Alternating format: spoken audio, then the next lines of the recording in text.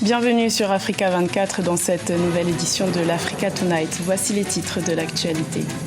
Au Ghana, la commission électorale a validé la liste des candidats à l'élection présidentielle de décembre 2016.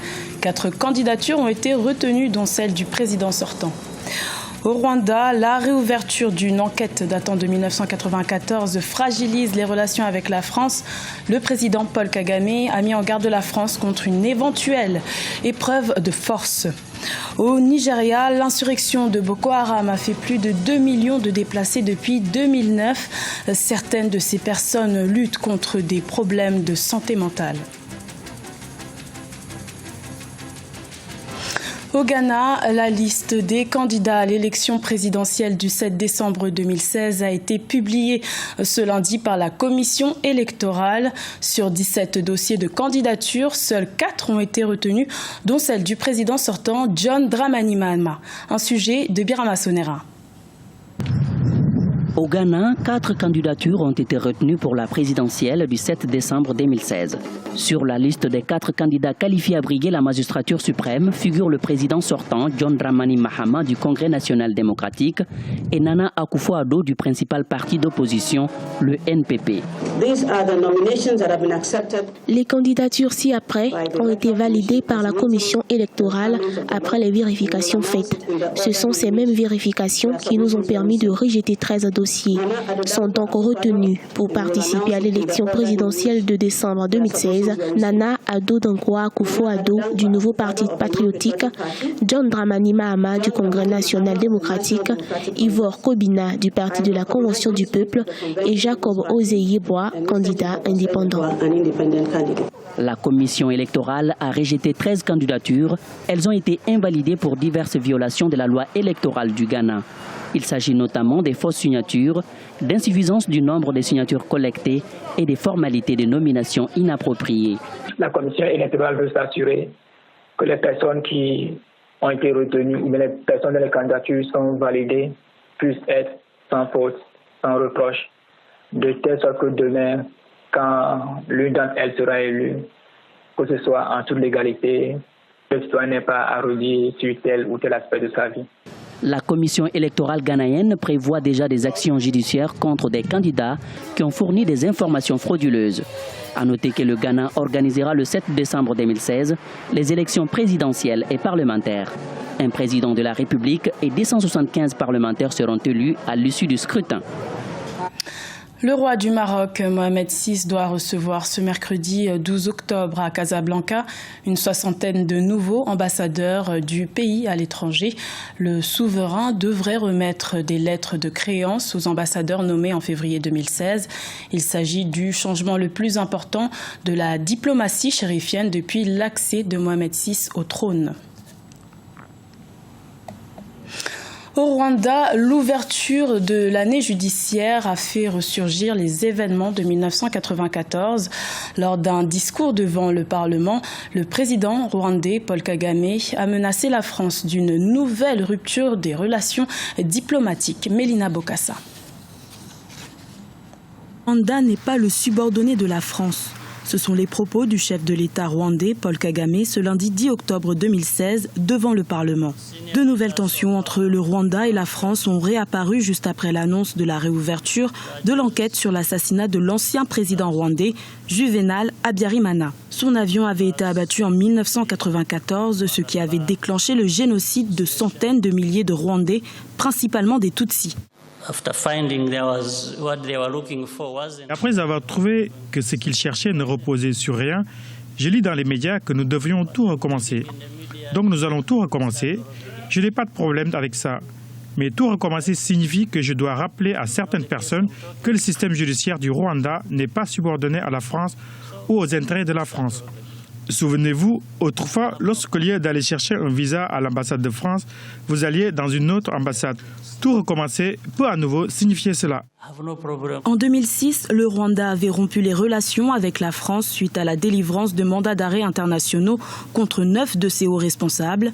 L'enquête avait été close, mais le projet d'entendre à nouveau un témoin relance l'affaire. Il y a un témoin clé, un témoin important à leurs yeux, en la personne du lieutenant général Faustin Kayumba Nyamwasa. Donc, pourquoi je dis que c'est un témoin important dans cette affaire qui est relancée?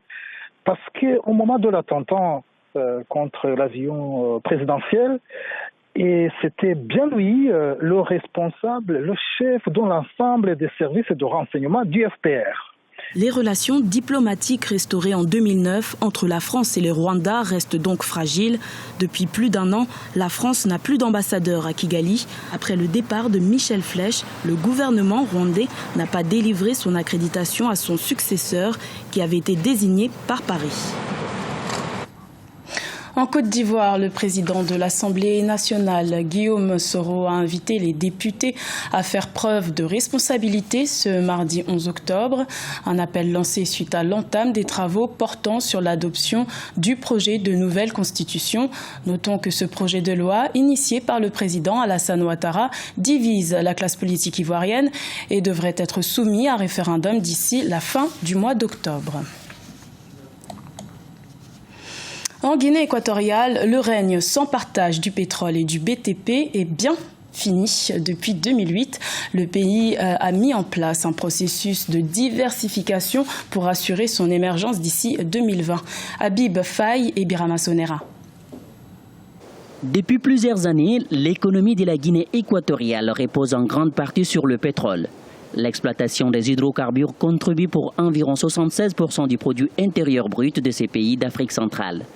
Mais durement touchée par la chute du prix de l'or noir, la Guinée équatoriale diversifie son économie. Selon les autorités, le pays compte atteindre l'équilibre budgétaire d'ici quelques années. Notre économie est fortement dépendante du secteur pétrolier. 90% des recettes publiques provenaient du pétrole. Donc une forte baisse des prix du pétrole sur le marché international se traduit par une réduction considérable des revenus reçus par le gouvernement pour continuer son programme de développement du pays. Ainsi, les conséquences sont immédiates. La réduction des revenus pétroliers, la réduction de l'activité gouvernementale sur les investissements publics, le ralentissement économique. Le gouvernement équato-guinéen veut réduire le champ de ses activités pétrolières. Il privilégie les secteurs qui offrent un meilleur retour sur investissement, dont le tourisme, la promotion des PME, l'agriculture et la pêche. Lors de la deuxième conférence économique nationale organisée à Bata en 2009, le gouvernement avait lancé les activités de la SONAPESCA, Société nationale de la pêche, une initiative qui a pour objectif de favoriser l'autosuffisance équato-guinéenne en produits halieutiques. Il existe plusieurs initiatives spécifiques dans ce pays qui contribuent déjà à la production de l'économie nationale. Nous avons les projets agro-industriels avec des contributions qui ont atteint déjà des millions de dollars. Nous sommes convaincus que ce sont des secteurs qui peuvent remplacer le revenu des hydrocarbures. En 2016, la Guinée équatoriale a engagé plus de 300 nouveaux grands projets sur l'ensemble du pays afin de garantir la diversification de l'économie. En 2015, le gouvernement a aussi injecté plus de 31 millions de dollars pour développer l'agriculture. Le pays privilégie aujourd'hui une entrée massive d'investisseurs et met de côté l'éventualité de recours à des prêts auprès des bailleurs de fonds. Au Nigeria, l'insurrection de Boko Haram a engendré des milliers de victimes et a fait plus de 2 millions de déplacés depuis 2009. Des déplacés souvent soumis à des problèmes de santé mentale, souvent mal compris au Nigeria. Habib Faye.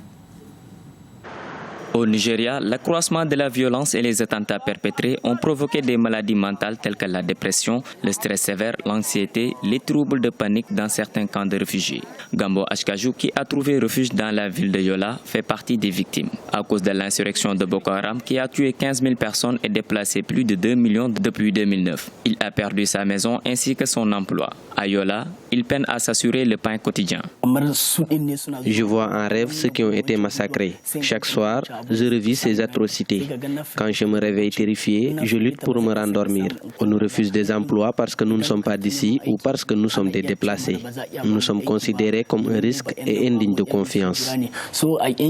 Depuis mai 2016, Ashkaju participe aux séances de conseil hebdomadaires destinées aux victimes de la guerre. Elles sont animées par les volontaires de la Croix-Rouge nigériane. En peu de temps, plus de 200 200 personnes souvent confrontées à la stigmatisation ont été formées. Ce que nous pouvons faire, c'est de les écouter et tenter de trouver des solutions avec eux. Nous essayons aussi de trouver des mécanismes d'adaptation. C'est un groupe de conseil, mais c'est également un groupe de soutien, car les participants ont besoin de soutien mutuel. Plus de 2,4 millions de personnes ont fui leur foyer en raison du conflit qui sévit dans le nord-est du Nigeria. La plupart des personnes déplacées abandonnent leur maison en laissant tout derrière elles. Cette année 2016, 892 040 personnes déplacées ont reçu des vivres pour 3 mois. 308 594 patients ont été pris en charge dans 14 centres de santé et les 6 cliniques mobiles. Dans le même temps, 130 000 personnes ont bénéficié d'un accès facile à l'eau potable et à l'assainissement. Ce journal a été réalisé par l'ensemble de la rédaction. Merci de votre fidélité. Retrouvez dans quelques instants une nouvelle édition de l'information sur Africa 24.